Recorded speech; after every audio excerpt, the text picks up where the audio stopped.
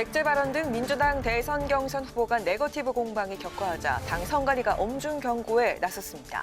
국민의힘은 윤석열 전 총장의 입당이 가시권을 의미해서 친윤과 반윤으로 갈려 당내 갈등이 심화하고 있습니다. 국회 국방위원회에서 청해부대 집단 감염에 대한 군 당국의 안일한 대응을 두고 여야 질타가 쏟아졌습니다. 서 국방부 장관은 장병들의 백신 접종에 대한 관심과 노력이 부족했다며 고개를 숙였습니다. 정부가 1인당 25만 원의 국민지원금 지급 기준이 되는 월 건강보험료를 공개했습니다. 다만 지급 기준에 부합해도 공시가격 15억 원이 넘는 집을 가진 직장인 등 고액 자산가는 지급 대상에서 제외됩니다. 뉴스앤파워 인터뷰, 오늘은 이낙연 캠프 수석 대변인 더불어민주당 오영훈 의원과 함께 여권 대선 주자들 간의 네거티브 공방과 공약 경쟁 등 과열 양상으로 치닫고 있는 민주당 대선 경선에 대해서 짚어봅니다.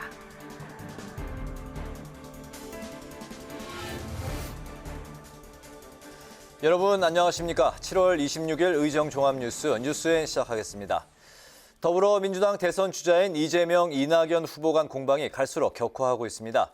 양측은 고 노무현 전 대통령 탄핵 찬성 여부 공방에 이어서 이번엔 이재명 경기지사의 백제 발언을 두고 설전을 벌였는데요. 과열 양상을 빚자 민주당이 진화에 나섰는데 당 선관위는 각 후보 캠프 총괄선대본부장 회의를 소집해 선을 넘는 공방을 중단하라고 엄중 경고했습니다. 보도에 홍혜진 기자입니다.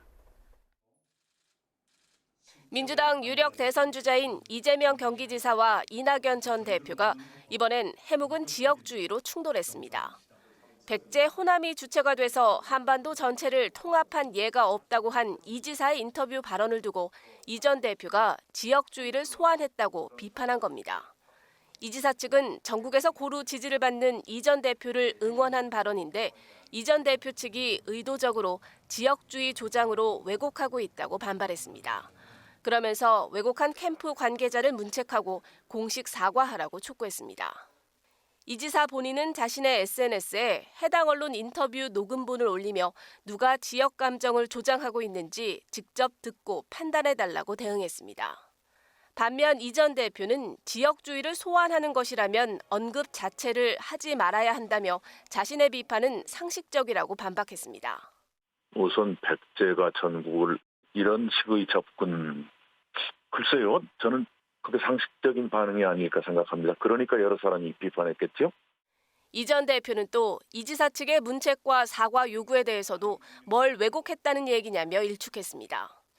양측이 당 지도부에 징계 조치를 요구하는 방안도 검토 중인 것으로 알려지는 등 갈등 수위가 점점 높아지자 당 지도부는 진화에 나섰습니다.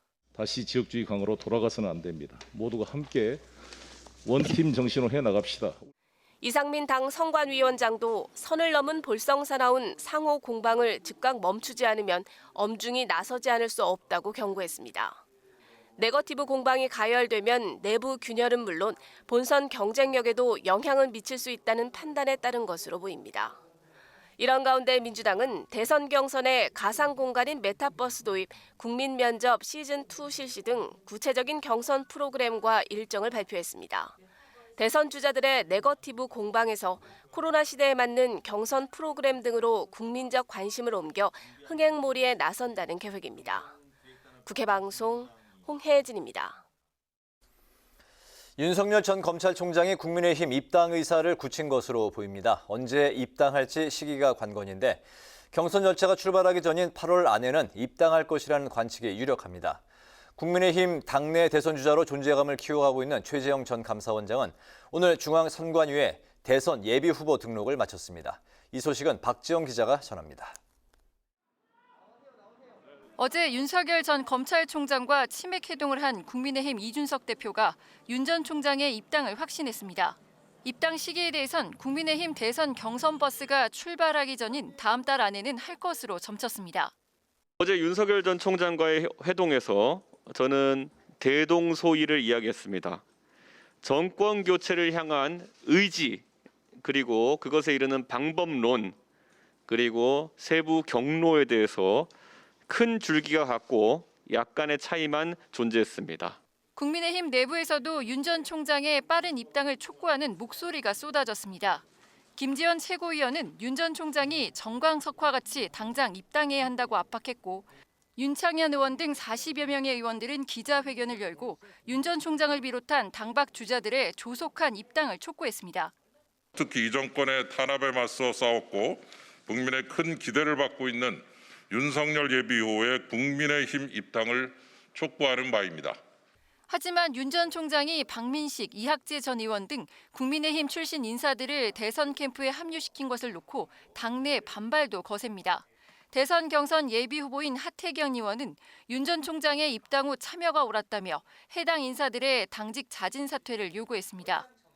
국민의힘도 당내 대선 주자 선거 캠프에서만 직책과 역할을 맡을 수 있도록 한 결정에 위배되는 사안인 만큼 징계 여부를 검토하기로 했습니다. 이런 가운데 윤석열 전 검찰총장은 어제 이준석 대표에 이어 오늘 오세훈 서울시장과 만나 국민의힘과 거리 좁히기를 이어갔습니다.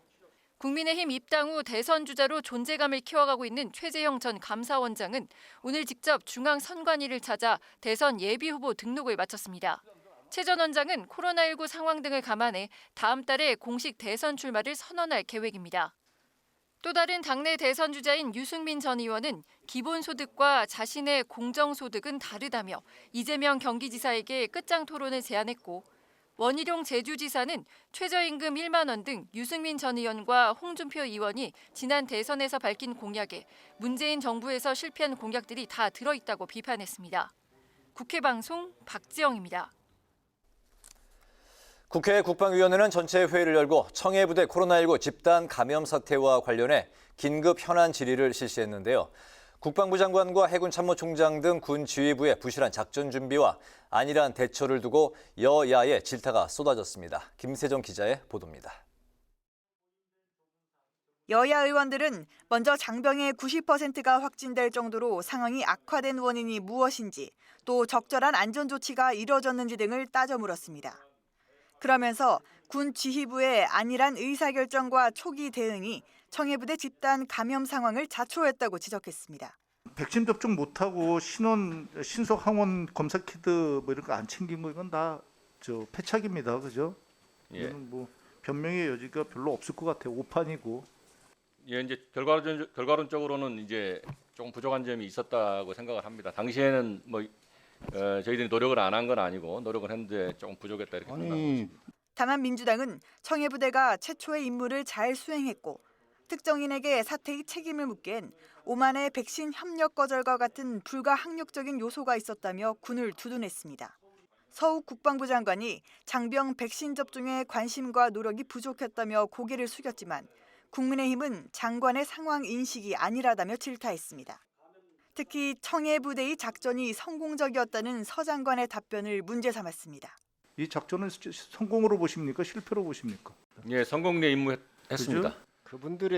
그분들의 헌신적인 노력과 사투를 벌이면서 온 거가 잘한 것이지 군이 지금 장관을 비롯해서 해군 참모총장, 의무사령관 모든 사람들이 내보낼 때 잘못 내보냈잖아요. 그래놓고 지금 지휘관들이 와가지고 지금 국민들한테 성공적인 작전이었다고 여기서 보고하는 게 맞는 거예요? 이번 사태를 인재로 규정한 국민의힘은 국방부의 셀프 감사를 신뢰할 수 없다며 국정조사 요구서를 국회에 제출했습니다. 이와 함께 국민의힘은 공군 중사 성추행 사망 사건의 2차 가해 혐의를 받고 수감돼 있던 피의자가 숨진 채 발견된 것과 관련해 이 역시 국방부의 관리 실태가 허술한 것이라고 비판하며 진상규명을 촉구했습니다. 국방부는 현안 보고에서 공군 성폭력 사건 최종 수사 결과를 다음 달 발표할 예정이라고 밝혔습니다. 국회방송 김세정입니다. 국회는 지난 24일 국민 88%에게 1인당 25만 원씩 재난지원금을 지급하는 내용의 2차 추가 경정 예산안을 통과시켰습니다. 정부는 오늘 6월에 납부한 건강보험료를 기준으로 재난지원금 지급 대상 선정 기준을 마련했는데요. 보도에 임채원 기자입니다. 정부는 오늘 2차 추경 범정부 회의에서 국민 88%에게 코로나 상생 국민 지원금을 지급하기 위한 기준을 확정했습니다. 국회가 재난지원금 지급 대상을 국민 80%에서 88%로 확대하는 내용의 2차 추가 경정 예산안을 통과시켰는데 이에 따른 후속 조치입니다. 6월 달에 납부한 건강보험료 합산 금액이 기준 금액 이하여야 하는데 호벌이 4인 가구 직장인인 경우 30만 8,300원, 지역 가입자는 34만 2천 원입니다. 1인 가구는 6월 건강보험료 납부 금액이 직장은 14만 3,900원, 지역은 13만 6,300원이면 지원금을 받을 수 있습니다. 맞벌이 가구는 가구원 수를 1명 추가해 산정하는데 4인 가구 직장인은 5인 가구 기준인 38만 200원을, 지역 가입자는 42만 300원을 적용받습니다. 다만 고액 자산가는 지급 대상에서 제외됩니다. 가구 구성원의 지난해 재산세 과세 표준 합계액이 9억 원을 초과하거나 금융소득 합계액이 2천만 원을 초과하는 경우입니다. 정부는 다음 달 하순부터 지급이 가능하지만 방역당국과 협의를 거쳐 지급 일정을 최종 결정한다는 방침입니다. 이와 함께 정부는 소상공인과 소기업에 피해 지원금으로 최대 2천만 원을 지원하는 희망회복자금 사업은 다음 달 17일부터 지급을 시작하고 올해 2분기보다 3% 이상 초과 사용한 카드 사용액에 대해 10%를 되돌려주는 캐시백 사업도 9월 이후부터 2개월간 시행한다는 계획입니다. 국회방송 임천입니다. 21대 국회 시작부터 여당이 모든 상임위원장을 맡아 운영해 왔는데 지난주 원구성 재배분 합의가 이루어지면서 여야 협치의 기반이 마련됐습니다. 쟁점이었던 법사위원장은 여야가 전 후반기로 나눠 맡기로 했는데 민주당 내에서는 법사위 양보를 두고 반발도 이어졌습니다. 김희연 기자가 보도합니다. 더불어민주당 윤호중, 국민의힘 김기현 원내대표가 지난주 사흘에 걸친 마라톤 협상을 벌여 1년 2개월 만에 원구성에 합의했습니다. 쟁점이었던 법사위원장은 전반기에 민주당이, 후반기에 국민의힘이 맡기로 했고 본회의 전 최종 관문 역할을 하는 법사위의 체계자구 심사권은 심사 기간을 120일에서 60일로 줄이는 등 권한을 줄였습니다. 이 기회를 통해서 법제사법위원회의 기능을 조정하고 개선하여 정상적인 상임위원회가 될 수 있는 단초를 열었다는 점에 의미가 있다 이렇게 생각을 합니다. 여당에서 모두 맡았던 18곳의 상임위원장은 민주당이 법사위를 포함해 11곳, 국민의힘이 예결위를 비롯해 7곳의 상임위원장을 맡기로 배분했습니다. 이제 그 비정상을 정상으로 되돌리기 위한 노력의 일환으로 오늘 이렇게 여야 사이에 상임위원장 배분에 관한 합의를 이루게 되었습니다. 여야는 내부 의견을 조율해 상임위원장을 내정한 뒤 다음 달 25일 본회의에서 최종 선출할 예정입니다. 윤호중 법사위원장이 원내대표로 선출되면서 운영위원장을 맡게 됐고 박광온 의원이 법사위원장에 내정된 상태입니다. 상임위원장은 위원장 경험이 없는 3선 의원이 맡는 게 통상적인데 국민의힘 3선 의원은 모두 15명. 이 가운데 고위당직을 맡은 2명과 대선에 출마한 2명을 제외하면 11명이 7개의 상임위원장 자리를 놓고 경쟁을 벌입니다. 예결위원장은 김태흠, 이종배, 장제원 의원이 거론되고 정무위원장은 유이동과 윤재옥 의원이, 농해수 위원장은 김태흠, 조혜진 의원이 각각 경합을 벌일 것으로 예상됩니다. 1년 2개월 동안 공석이었던 야당 몫의 국회 부의장에는 전반기 원구성 협상 당시 사실상 내정됐었던 5선의 정진석 의원이 유력하고 5선의 주호영 전 원내대표와 4선의 이명수 의원도 거론되고 있습니다. 이런 가운데 민주당에선 후반기 법사위원장을 야당에 내주기로 한 것을 두고 내부 반발이 일고 있습니다. 김용민 최고위원은 최고위원회의에서 집권 여당으로서 야당과의 협치보다 국민께 책임을 지는 정치가 우선이라고 강조했고 이동학 청년 최고위원도 별도의 체계자구 심사기구를 만들자고 제안했습니다. 일부 대권주자도 가세했는데 추미애 후보가 잘못된 거래라고 비판한 데 이어 이재명 후보도 압도적인 과반 의석을 고려하면 법사위를 포기할 이유가 없다고 주장했습니다. 직접 해명에 나선 윤호중 원내대표는 합의문에는 없지만 60일 동안의 체계자구 심사 기간이 지나면 소관 상임위에서 법안 부의 여부를 지체 없이 결정하도록 하는 등 법사위의 갑질과 시간 끌기를 막기 위해 여야 원내대표 간 신사협정을 맺었다고 강조했습니다. 국회방송 김희연입니다. 더불어민주당 지도부가 오늘 제주를 끝으로 각 지역별 현안을 청취하는 예산정책협의회를 마무리했습니다. 송영길 대표는 마지막 제주도와의 예산정책협의회에서 4.3 특별법 개정에 따른 후속 조치를 차질 없이 추진해 나가고 광역자활센터 건립과 감염병 전문병원 설치 문제를 정부와 잘 협의하겠다고 약속했습니다. 윤호중 원내대표는 행정부처 간 이견으로 주민 갈등이 확산되고 있는 제주 제2공항 건설 계획을 전면적으로 검토 보완하겠다는 뜻을 밝혔습니다. 고위공직자 부동산 투기 의혹을 수사 중인 경찰이 국회의원 수사또는 내사 대상자 23명 가운데 더불어민주당 소속 김경만, 서영석, 윤재갑 의원과 무소속 양양자 의원은 혐의가 없다고 보고 불송치 또는 불입건 판단을 내렸습니다. 경찰은 임대차 3법 시행 직전 아파트 전셋값을 14.1% 인상했다는 의혹을 받는 김상조 전 청와대 정책실장도 내부 정보를 활용했다고 보기 어렵다며 무혐의로 결론 내렸습니다. 경찰은 부동산거래 신고법 위반 혐의를 받는 민주당 김경엽 의원에 대해선 소환 일정을 조율 중이고 용인시장 재임 당시 특혜 의혹을 받는 국민의힘 정찬민 의원의 경우 2차례 구속영장을 신청했지만 검찰이 받아들이지 않았습니다.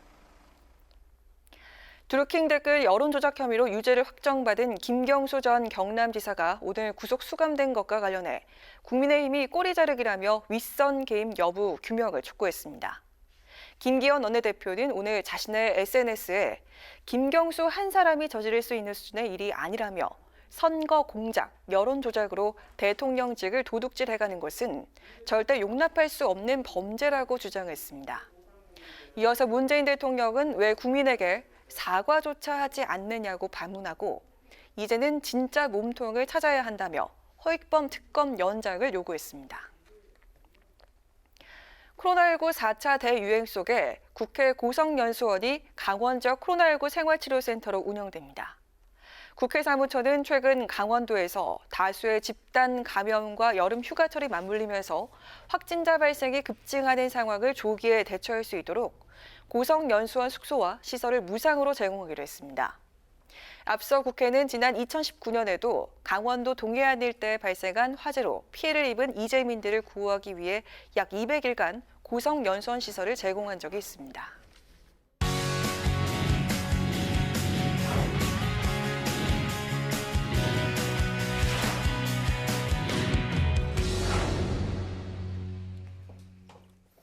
네, 오늘 이슈 분석 김동길 기자와 함께합니다. 김 기자, 어서 오세요. 안녕하세요. 네.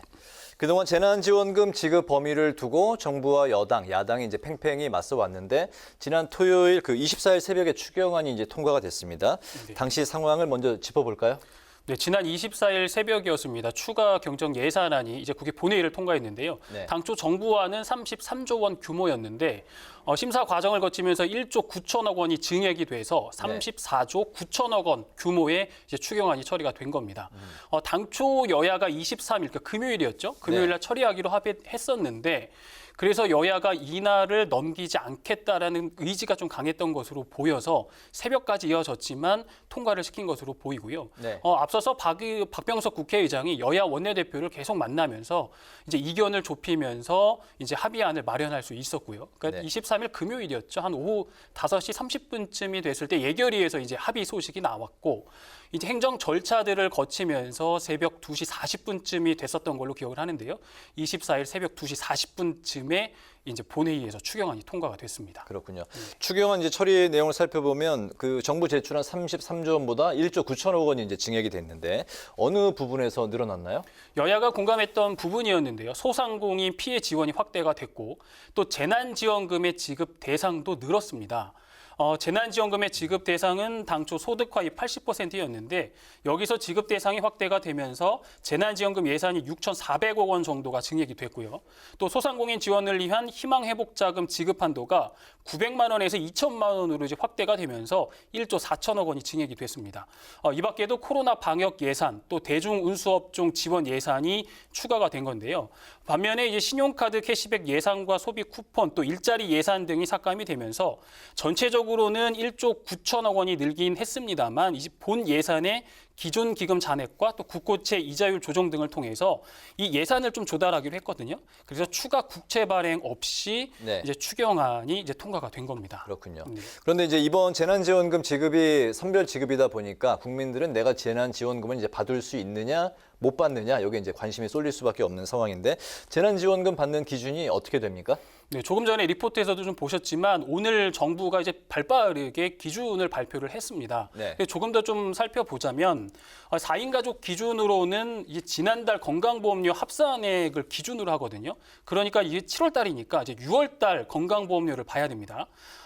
직장 가입자의 경우에는 30만 8,300원. 또 지역 가입자의 경우 이제 자영업자 분들이 좀 많이 계시죠. 네. 34만 2천 원이 이제 기준이 됐습니다. 4인 가족 기준이고요. 네. 또 맞벌이 가구 같은 경우에는 특례가 적용이 되는데 4인 가족 기준 건보료 직장 가입자 기준이 30만 8,300원이었는데 이 기준을 이제 특례 적용, 맞벌이 가구 같은 경우에는 5인 가족 기준으로 이제 38만 200원 이하가 이제 됐습니다. 또 지역 가입자는 42만 300원이 이제 기준이 됐는데요.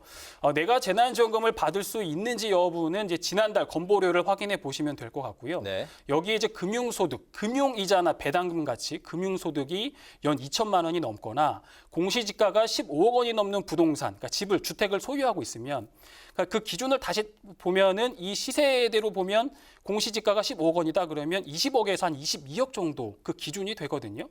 이런 주택을 소유하신 분들은 이제 재난지원금 지급에서 제외가 됩니다. 네. 지급은 다음 달 말부터 그러니까 뭐 그 전산 처리나 이런 부분들이 다음 달 말부터는 가능하다고 하는데 지금 코로나19가 4차 대유행이 이제 시작이 됐기 때문에 아마 그 지급 시점은 좀 방역 당국과 정부가 좀 조절을 하지 않을까 이제 그렇게 생각이 듭니다. 네, 잠깐 정리를 하면 선별 지급 기준이 6월 건보료 기준인데 네. 근데 이제 거기에 금융 소득이 연 2천만 원 이상 그리고 이제 공시가 기준으로 주택이 15억 원 이상이면 제외가 된다. 네. 뭐 그렇게 말씀이군요. 그동안 이제 선별 지급을 주장했던 정부와 야당 그리고 전 국민 지급을 주장했던 여당이 이제 팽팽히 이제 맞선 그 형국이었는데 결국에는 정부 주장이 받아들여졌네요. 네, 이번 추경안 처리는 홍남기 경제부총리의 뚝심이 이제 통했다라는 분석들이 조금은 있는데요. 네. 정부는 당초 소득하위 80%를 주장을 했습니다. 그 선별 지급인데요. 그 여기에 야당도 이제 정부의 의견을 공감을 했고, 하지만 여당은 이제 전 국민 지급을 해야 된다. 전 국민 재난지원금 지급을 주장을 했거든요. 네. 근데 결론적으로 보면 소득하위 80% 지급은 이제 그렇게 됐습니다. 근데 여기에 1인 가구나 맞벌이 가구 특례 적용이 되면서 이제 88%로 이제 확대가 된 거거든요. 네. 그제 그런 결과가 되다 보니까 정부의 일관되게 주장했던 그 선별 지급 소득하위 80%도 지킬 수 있게 됐고 대상 확대를 주장했던 이제 여당의 명분도 살린 어떻게 보면 홍경재 부총리와 또 여당의 주장이 절충점을 찾은 것으로 볼 수가 있는데요. 그러니까 소득하위 80%와 전 국민 그 절충점 88%. 군요. 네, 그렇죠. 어떻게 보면 여당의 입장, 또 정부의 입장이 중간에서 맞아 떨어졌다 이렇게 볼 수 있겠고요. 야당 같은 경우에는 어떻게 보면 직접적이라 보기보다 한 발짝 물러서서 정부 여당의 이제 그 심사 과정을 지켜를 봤거든요. 홍 부총리가 사의까지 불사하면서 배수전을 쳤고요. 또 야당은 여당과 정부로부터 합의를 보라는 이제 관점이었는데. 네. 그럼 야당은 이제 거기에 따라서 대응하자는 분위기였습니다. 결국 정부와 여당이 절충점을 찾았고요. 야당도 크게 반대할 명분이 없었기 때문에 추경안 이 심사 과정에서 진통은 있었지만 그래도 큰 문제 없이 통과가 될 수 있었던 것으로 보입니다. 네. 이번 본회의에서는 또 상임위원장 배분 문제가 이제 또 쟁점 사안이었는데 정기국회 이제 9월 정기국회인데 정기국회를 앞두고 여야가 이제 커다란 그 쟁점들은 정리해가고 있는 모습이네요. 네, 이 법사위원장을 누가 가지고 가느냐는 지난 4월 재보선 이후에 여야의 계속된 평행선 줄다리기 쟁점으로 이어져 왔었습니다. 네. 그래서 여야가 박병석 국회의장도 이제 빨리 합의를 해라. 이런 촉구를 했었고요. 네. 여당의 입장에서는 야당을 압박을 했지만 그렇다고 상임위원장 선출을 강행하지는 않았습니다. 그렇게 보면 여야가 어느 정도 합의를 해야 된다라는 그런 밑바탕이 좀 깔려 있었던 것으로 보이고요. 이제 정기국회를 앞두고 있고 또 대선 국면에 접어들기 때문에 박병석 국회의장이 더 이상 이제 늦출 수 없다. 그런 결단을 하고 이제 최종 중재안을 여야에 제시를 했는데 이제 여야 원내대표가 이제 받아들인 거거든요.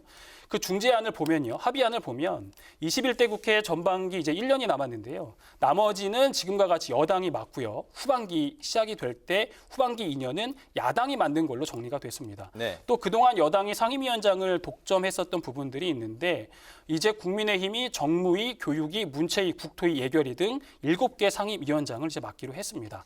이렇게 상임위원장이 배분이 됐고요. 다음 달 25일 본회의에서 상임위원장을 선출하기로 여야가 합의를 했거든요. 그렇게 되면 이제 9월부터 이제 정기국회가 시작이 되는데 국회가 이제 온전한 모습으로 약간 좀 지금까지는 불완전한 모습이었다면 이제 국회가 정상화된 모습으로 운영이 될 수 있을 것으로 보입니다. 상임위원장이 이제 11대 7로 정리가 돼서 여야 협치의 이제 기본 토대가 마련이 됐다 뭐 이런 평가도 나오고 있네요. 네. 오늘 그 이슈 분석에서는 2차 추경과 재난지원금 지급 기준 그리고 여야 국회 상임위 배분 문제까지 살펴봤습니다. 김동길 기자 수고했습니다.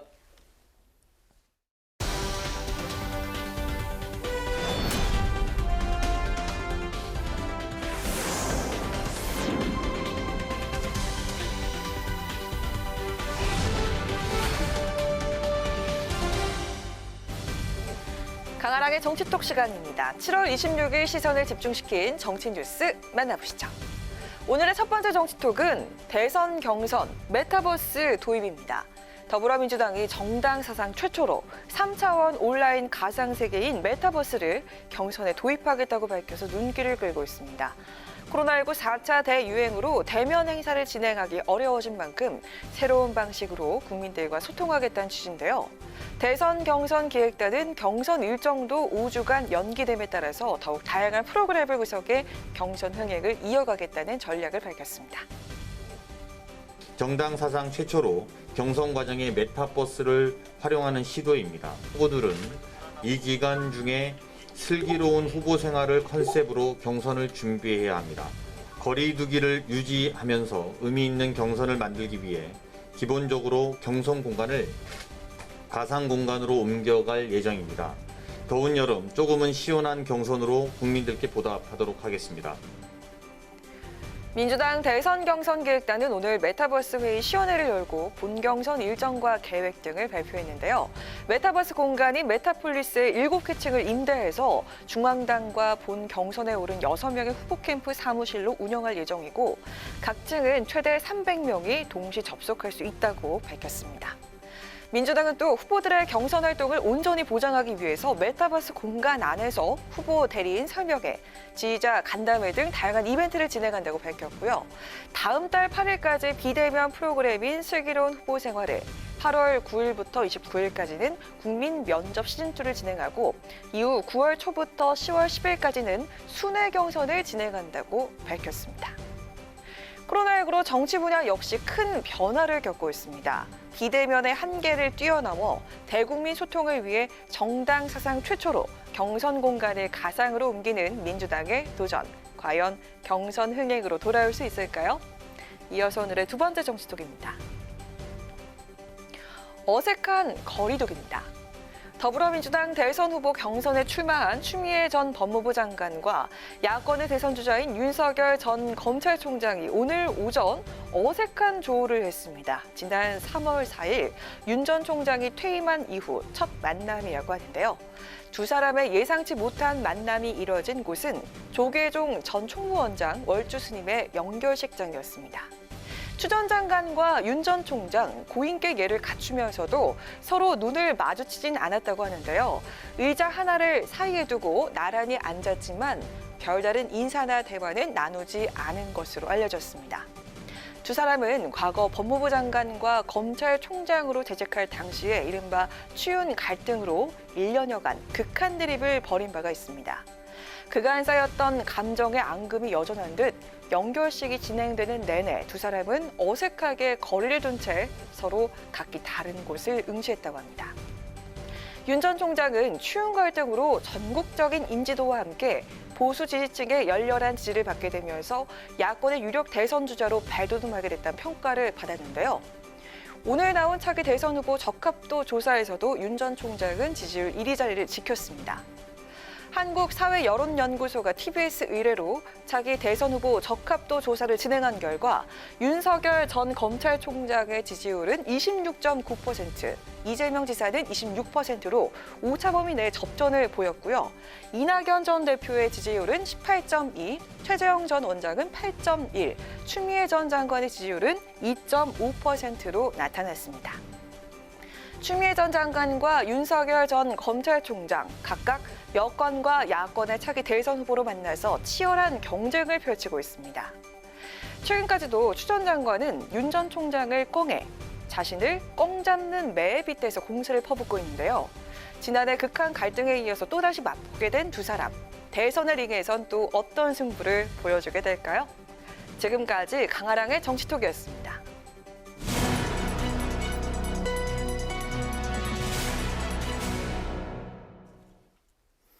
네, 입당 문제를 놓고 장외 신경전을 벌여온 이준석 국민의힘 대표와 윤석열 전 검찰총장 어제 깜짝 회동으로 화해 무드를 조성했습니다. 그런데 윤 전 검찰총장의 입당이 막상 가시권 안에 들어오자 국민의힘 내부에서는 균열 조짐을 보이고 있는데요. 윤석열 캠프 김병민 대변인과 이야기 나눠보도록 하겠습니다. 대변인님 나와 계시죠? 안녕하세요. 예, 안녕하세요. 반갑습니다. 네, 반갑습니다. 네, 윤석열 전 검찰총장이 어제 이준석 대표와 깜짝 치맥 회동을 했습니다. 오늘은 오세훈 서울시장과도 만났던데 캠프 대변인으로서 그 생생한 현장에 이제 함께 하셨는데요. 먼저 그 이준석 대표와 술잔을 부딪히고 손깍지를 끼고 두 사람의 거리가 바짝 그 좁혀진 모습인데요. 실제 분위기가 어땠고 또 어떤 대화가 오갔습니까? 실제 윤석열 후보의 입당 문제를 둘러싸고 이준석 대표의 발언이 조금 거세지는 등 갈등 국면이 있는 것 아니냐 이렇게 걱정하셨던 분들도 계셨을 것 같은데요. 네. 어제 건국대학교 인근에서 있었던 치맥 회동의 그 현장을 지켜보셨던 분들이라면 이렇게 화기애애한 분위기가 연출될 수도 있구나라고 생각하셨을 것 같습니다. 지금 현재 코로나 거리두기 때문에 조금 더 가까이 여러 사람들이 함께할 수 있는 모습은 보여주지 못했지만 이준석 대표와 윤석열 후보가 맥주잔에 부딪히면서 굉장히 허심탄회하게 많은 이야기를 하는 내용들이 투명한 유리 창문을 바탕으로 많은 바깥을 지켜보는 분들에게 있는 그대로 다 전달될 수 있었을 것 같고요.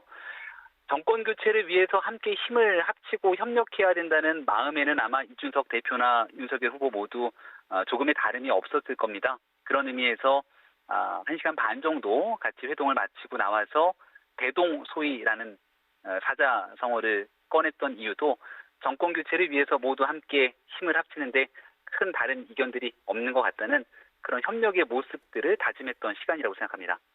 이렇게 아주 분위기가 뜨거웠던 치맥 회동 이후에 윤 전 총장의 구체적인 입당 시간표가 솔솔 나오고 있는데요. 다음 달 10일 전후가 유력하다는 이야기가 들리는데 이거 사실입니까? 입당이라고 하는 건 후보의 최종 결심이 중요한 것이고요.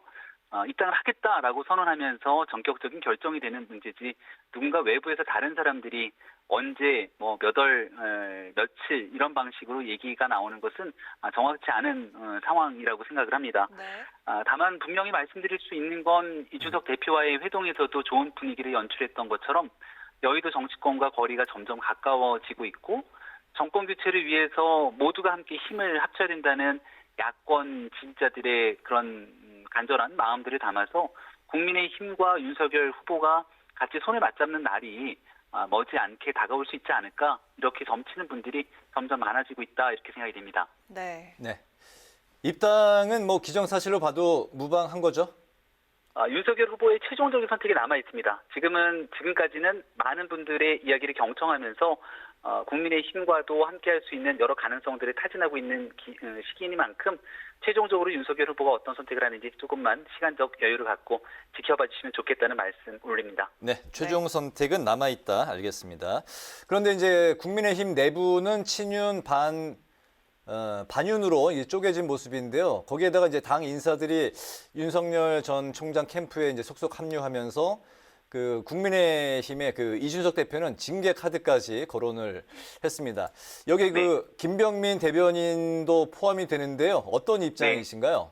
어제 치킨 맥주 회동에 저도 같이 자리에 있었고요. 이 내용 가지고 이준석 대표와도 웃으면서 화기애애하게 이야기를 잘 나눴습니다. 네.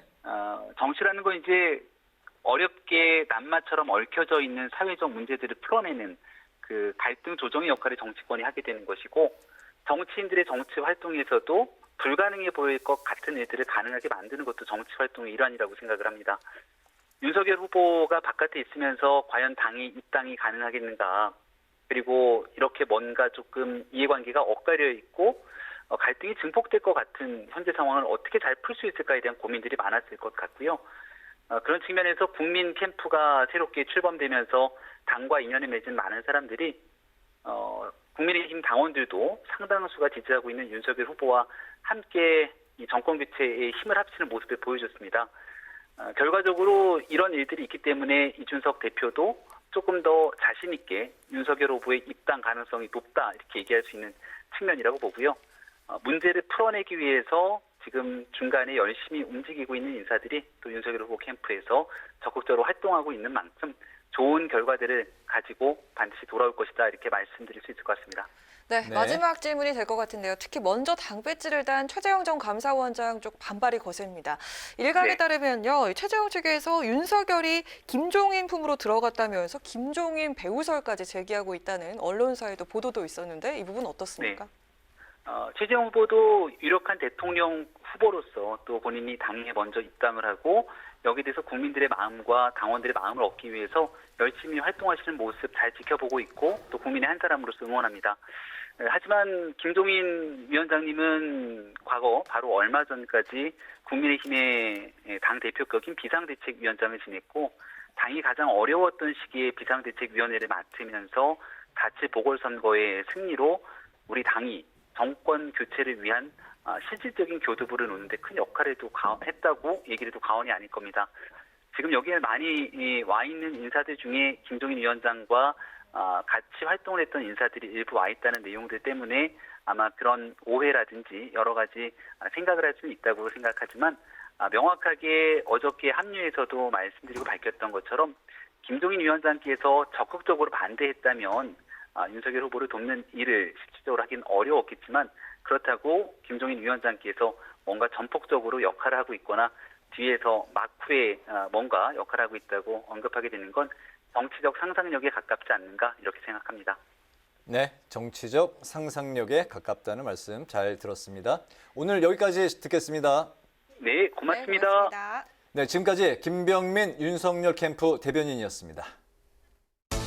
거의 백제 하나 이쪽이 주체가 돼서 한반도 전체를 통합하는 거 한 번도 없어요. 한 번도 없어요.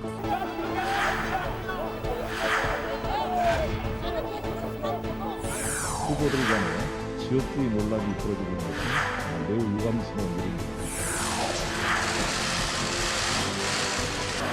경제 정책이라 말씀드리는 만년 통해 참석신 송영길 당대표입니다.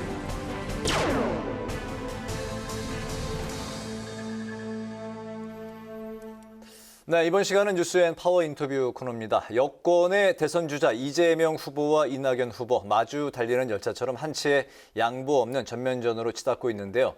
두 후보의 치열한 공방으로 민주당 전쟁 같은 경선을 맞이하고 있습니다. 그래서 오늘은 이낙연 캠프 수석 대변인을 맡고 계신 더불어민주당의 오형훈 의원과 함께 관련 이야기 나눠보도록 하겠습니다. 의원님 어서 오십시오. 어서 오세요. 안녕하십니까? 네, 의정 활동을 바쁘신데도 네. 시간을 쪼개서 나와주셔서 감사드립니다. 네, 고맙습니다. 네. 먼저 이 이야기부터 네. 꺼내 보겠습니다. 드루킹 댓글 사건과 관련해서 네. 김경수 전 경남지사가 오늘 네. 그 징역 2년형을 확정받고 오늘 그 네. 재수감이 네. 됐지 않습니까? 참 복잡한 심경일 것 같은데요. 네. 먼저 그 말씀부터 듣겠습니다. 오늘 김경수 지사께서 수감을 앞두고 소감을 발표했는데요. 사법부가 진실을 가려내지 못했다 이런 말씀을 하셨습니다. 그리고 그대로의 진실이 바뀔 수 없다는 점을 다시 한번 분명히 말씀드린다 이런 표현을 하셨는데요. 그 표현을 들으면서 참 진실을 밝히려고 노력했던 김 지사의 노력이 받아들이지 않은 것 자체에 대해서 매우 안타깝게 생각하고 있습니다. 네네. 야당에서는 이제 대통령이 뭐 대국민 사과 그리고 정권의 정통성까지 네네. 거론하고 있는데 여기에는 이제 어떤 입장이신가요? 글쎄요. 물론 이제 2017년 박정희 정부 당시에 국정원 댓글과 비유해서 말씀하시는 것 같은데요. 네. 그런데 2017년 당시에는 누가 봐도 문재인 대통령 후보가 당선되는 것이 이제 예견되었던 그런 선거였습니다. 그래서 문재인 캠프 차원에서 어떤 법을 어기면서 그렇게 선거운동을 기획할 수 있는 그런 상황이 아니었다라고 보여지고요. 그리고 경공모라는 어떤 개인 사적인 모임에서 진행했던 댓글과 그리고 국정원의 댓글을 비교해서 말씀하시는 건 좀 과한 측면이 있다는 말씀을 드리고요. 그렇지만 어쨌든 사법부가 판단을 내렸기 때문에 저희 당 지도부에서도 사법부의 판단을 존중한다는 입장을 표명한 것으로 이해하고 있습니다. 네. 또 의원께서는 이낙연 캠프 수석 대변인이시잖아요. 네네. 그래서 좀 질문 드릴 게 많을 것 네네. 같은데요.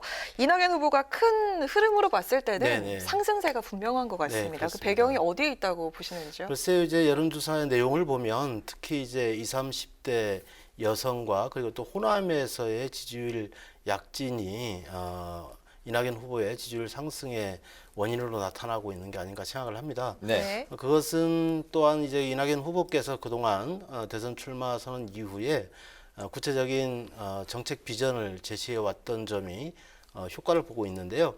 예비경선 토론회 과정 그리고 당시에 있었던 그 국민 면접 이런 과정 등을 통해서 당원들과 국민들에게 정책 비전이 좀 제대로 제시되지 않았다는 생각을 해봅니다. 당시에 이제 내 삶을 지켜주는 나라라는 슬로건 아래 신복지 그리고 이제 중산층 경제 그리고 연성 강국 신외교 이러한 부분들이 문화 강국까지 이런 어떤 네 가지 전략에 대한 정책적 비전을 제시한 것이 당원들께 상당히 호응이 있었다. 이런 점이 상승세의 원인이 아닐까 생각합니다. 네네. 네, 다음 질문은 또 캠프에서 바라보는 시각에 대한 건데요. 김경수 전 지사의 부재로 좀 구심점을 네네. 찾고 있는 친문이 이제는 이낙연 후보에게 힘을 실어줄 거다라는 전망이 있는데 이 부분은 네. 어떻게 보십니까? 글쎄 지금 뭐 오늘 수감된 상황에서 캠프 차원의 유불리를 논하는 것 자체가 저는 적절하지 않다고 생각을 합니다. 네. 어쨌든 경남 도정에 어떤 공백이 없도록 우리 당이 또 우리 후보가 어떻게 뒷받침할 것인가 하는 문제에 집중하는 것이 옳은 자세라고 저는 생각을 합니다. 그래서 김경수 지사께서 역점을 두고 추진해 오셨던 그리고 구상하시고 사업화하셨던 이런 부분에 대해서 예를 들면 부울경 메가시티라든가 가덕도 신공항 그리고 경남 KTX 관련 그리고 또 달빛 내륙철도 이런 부분들을 어떻게 하면 제대로 뒷받침해서 공백이 느껴지지 않을 정도로 경상남도 도민들이 걱정하지 않을 정도로 뒷받침해 주는 게 저희 당의 자세라 이렇게 생각합니다. 뭐 이낙연 후보와 이제 그 김경수 전 지사 간에 오늘 이제 뭐 통화도 이루어져서 그렇죠. 뭐 김경수 전 지사가 이제 대통령을 잘 부탁한다 뭐 이런 뭐 이야기를 했다는 게 또 전언이 되고 있네요. 네, 맞습니다. 지난 그 경남 방문 시에 전화 통화를 하셨고요. 그리고 여러 가지 걱정과 위로의 말씀을 이낙연 후보께서 직접 전달하셨고 또 김경수 지사께서도 그런 걱정과 위로의 고마움을 표시하고 그리고 문재인 대통령을 보호해 줄 것을 요청을 했고요. 기꺼이 또 그런 역할을 수행하시겠다. 이런 말씀을 하신 것으로 알고 있습니다. 알겠습니다. 최근에 이제 이재명 후보와 이낙연 후보 간의 설전이 네네. 상당히 이제 오가고 있는 상황에서 또 백제 논쟁이 또 이제 그 수면으로 올라왔습니다. 그 이 발언에 이제 지역주의로 잘못 호도됐다. 뭐 그리고 이제 뭐 떡을 줬는데 뺨을 맞았다. 이게 이재명 후보 측의 입장이고 주장인데 이낙연 캠프 측의 이제 반발이 굉장한 것 같습니다. 뭐 떡을 줬다고 아까 표현을 하셨는데 떡을 줬는지에 대해서도 저는 확인을 해볼 필요가 있습니다. 당시 중앙일보 인터뷰 기사 기억을 하고 있는데요. 이 전 대표가 지지율이 잘 나올 때 대선에서 이기시는 게 좋겠다고 표현을 하셨다라고 이제 인터뷰에서 밝히셨는데 과연 그 부분에 대한 확인도 저는 필요하다고 보여집니다. 그리고 그러한 발언을 한 다음에 한반도 5,000년 역사에서 백제, 호남 이쪽이 주체가 돼서 한반도 전체를 통합한 때가 한 번도 없었다. 이런 말씀을 하시면서 확장력 문제를 얘기를 했습니다. 표의 확장력을 얘기한 건데요. 저는 이 부분은 충분히 그 기사의 내용을 봤을 때 지역 감정을 부추기는 그런 발언으로 즉 영남인이 아니면 대통령이 될 수 없다라는 이런 뉘앙스, 이런 비판을 받기에 충분했다라고 생각하고요.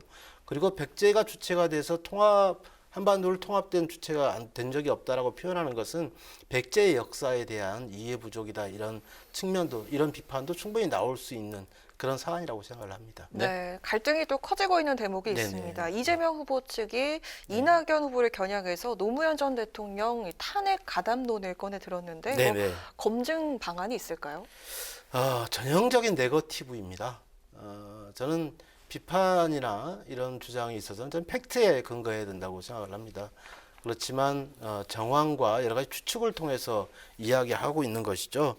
이낙연 대표께서는 분명히 언론 인터뷰를 통해서 반대표를 던졌다라고 분명하게 네. 단호하게 말씀을 했습니다. 그렇게 확인을 했으면 그거에 대한 존중이 있어야 된다고 생각합니다. 지금 21세기인데요. 4차 산업혁명을 이야기하는 21세기에 후삼국 시대에 나왔던 궁예의 관심법이 여전히 유효할 것이다 생각하는 건 아닌지 하는 걱정이 있습니다. 네, 반대표 2표 당시 네네. 자민련 김종호 의원인가요? 네네. 그분의 한 표와 네. 이낙연 후보의 한 표라는 거죠? 예, 당시 그 언론 기사를 통해서도 이 부분은 누차 나왔던 부분이다, 확인되었던 부분이라는 점을 다시 한번 말씀드립니다. 알겠습니다. 네.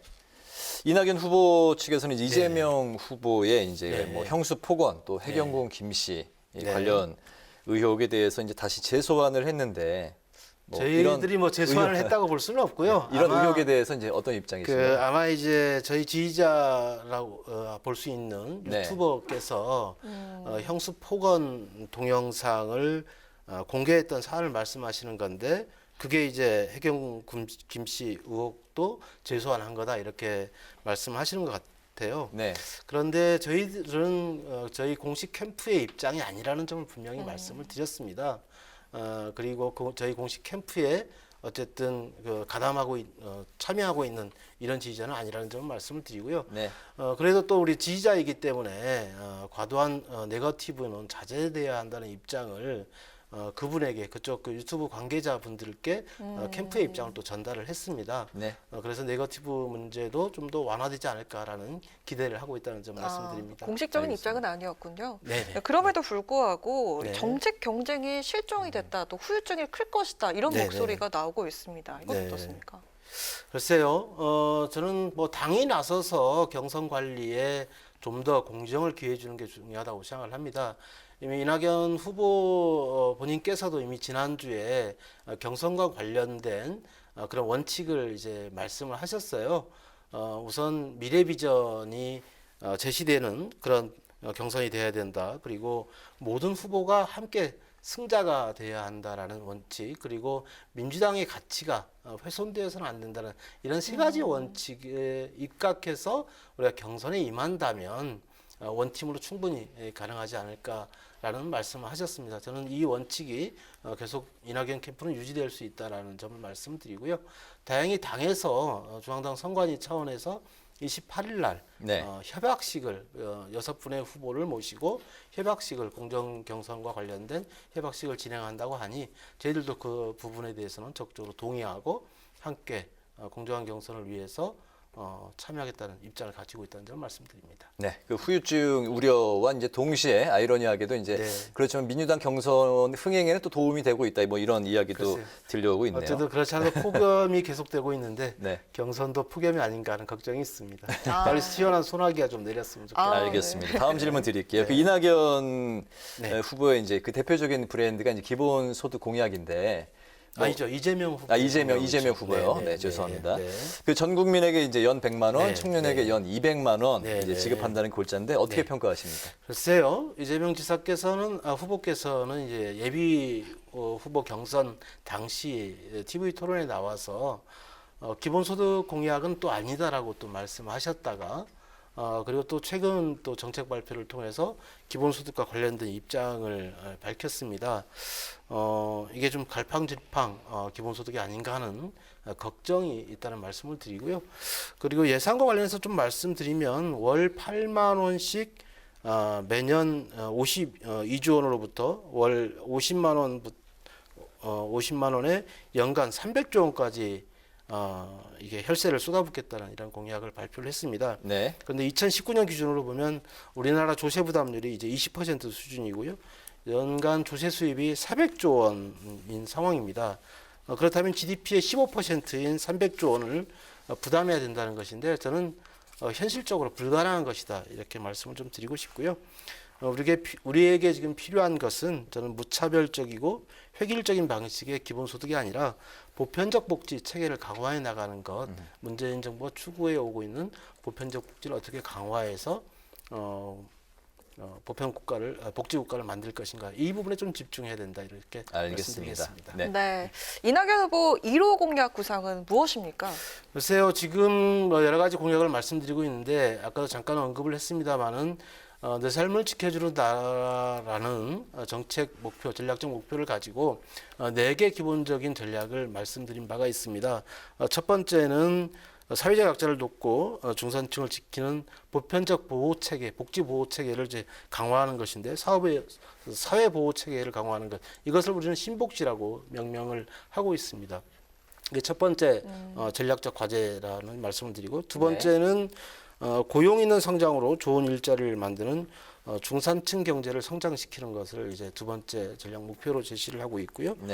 그리고 세 번째는 연성 강국 신외교를 좀 말씀을 드리고 있습니다. 그리고 네 번째는 문화 강국을 표방하고 있다는 점을 말씀드리고요. 세부적인 정책 또 과제에 대해서는 앞으로 향후에 체계적으로 발표를 해나가겠다는 점 말씀드립니다. 알겠습니다. 이제 그 지역구가 제주시 을이시잖아요. 네네. 예, 원희룡 현 제주도지사의 대선 출마로 제주지사직 이제 공석이 이제 이미 된 건가요? 아니죠. 지금 출마 기자회견을 한 거고요. 아직은 공석은 아닌데 앞으로 사퇴를 해서 경선에 참여하겠다는 입장을 밝힌 것으로 알고 있습니다. 거의 이제 그럴 가능성이 이제 높아지고 굉장히 있는 높은 상황인데. 그럴 경우 제주도지사 적합도 이제 여론조사가 최근 이제 나왔는데 의원님께서 이제 선두를 차지하셨어요. 알고 계시죠? 네, 뭐 들었습니다. 출마 계획이 있으십니까? 아직은 그렇지는 않고요. 어쨌든 지금 제가 역할을 하고 있는 부분이 이낙연 후보의 수석 대변인 역할도 하고 있기 때문에 민주당 경선이 10월 10일로 이제 늦춰졌지 않습니까? 만약 결선 투표까지 고려하게 되면 10월 중순으로 우리가 예측해 볼 수가 있는데 경선 시기까지 이낙연 후보의 승리를 위해서 전력을 다하는 것이 저에게 맡겨진 역할이다 생각하고 있고요. 그런 이후에 민주당의 원팀이 완성되었을 때 생각해 볼 수 있는 부분이라고 생각합니다. 알겠습니다. 네, 마지막 질문 드리겠습니다. 현재 국회 행안위 예결소의 위원장도 맡고 계시잖아요. 제주 4.3 특별법 배상 보상 예산 논의를 또 진행하실 텐데 현재 진행 상황 어떻게 흘러가고 있습니까? 지난 2월 26일 날 국회 본회의에서 4.3 특별법 개정안이 통과됐는데요. 그 내용 중에 하나가 4.3 유족 희생자들에게 4.3 희생자 유족들에게 배보상을 하라는 그런 법적 근거를 마련한 내용입니다. 그래서 그와 관련해서 행정안전부가 관련 용역을 진행하고 있고요. 8월까지 용역이 완료되게 되면 그 용역에서 제시한 배보상 금액 기준을 이야기하게 될 겁니다. 그러면 그 기준에 따라서 2022년도 정부 예산안에 반영하기로 이미 지난해 고위당정청에서 합의했던 사항입니다. 그래서 관련 금액을 2022년도 정부 예산 편성 시에 반드시 좀 넣어야 된다 이런 말씀을 좀 드리는 것이고요. 그리고 추가적인 보완 입법 조치도 이루어지게 되고 2022년부터 지급이 되길 희망하고 있다는 점 말씀드립니다. 네, 알겠습니다. 오늘 그 뉴스앤파워 인터뷰에서는 여권 대선 주자들 간 네거티브 공방 그리고 공약 경쟁 등 민주당 대선 경선을 중심으로 살펴봤습니다. 이낙연 캠프 수석 대변인인 더불어민주당의 오영훈 의원과 함께했습니다. 의원님 오늘 말씀 잘 들었습니다. 고맙습니다. 네, 감사합니다. 폭염이 연일 기승을 부리고 있는데요. 내일도 한낮 기온 서울이 36도, 광주와 대구 34도까지 오르겠고요. 당분간 35도 안팎의 무더위는 이어질 전망입니다. 오늘 뉴스에는 여기까지입니다. 국민의 국회를 위해서 내일도 뉴스N이 함께하겠습니다. 시청해주신 여러분 고맙습니다.